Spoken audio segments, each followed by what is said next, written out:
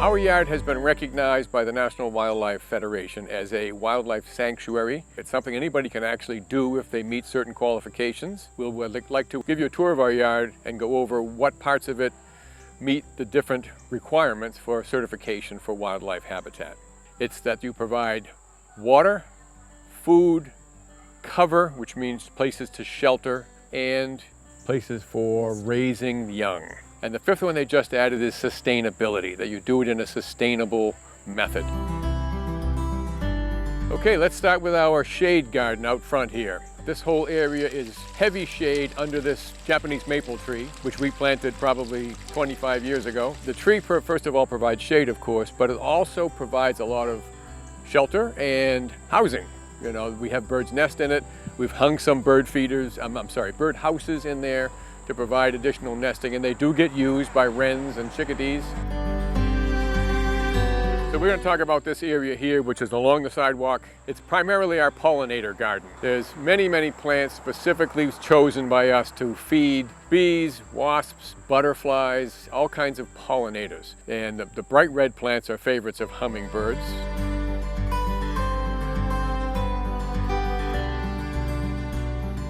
We needed a place for our bees to drink. The bees are right over the fence here this week. I had put a feeder on top of the beehive. We have 2 beehives. They're honeybees. We acquired them when local beekeeper had to relocate his 20 or 30 hives that he had. So we said, sure, we'll take a couple.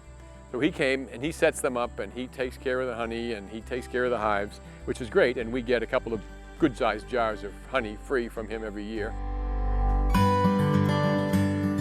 This is a May apple, which is a form of spring ephemeral because it grows these little apples here. And these are really almost ripe. Each plant has 1 flower, which is underneath the plant. You can't even see it unless you get on the ground and look at it. So not all wildlife in this yard is natural or native. We also have chickens. We have 2 different breeds of chickens here. We have Rhode Island Reds and some white leghorns. We have them just because it's fun and they provide eggs. This is one of the more interesting plants in the yard. This is an eastern prickly pear cactus. And yes, I said eastern. It actually grows native in eastern Massachusetts on the Cape and other parts of the East Coast. This cactus can survive the winters here. We don't mulch it or cover it in the winter. In the winter, the leaves go limp. And if you didn't know the plant, you would think that they were dead. They'd look like mush laying on the ground. But in the spring, as soon as they warm up, they stand right back up.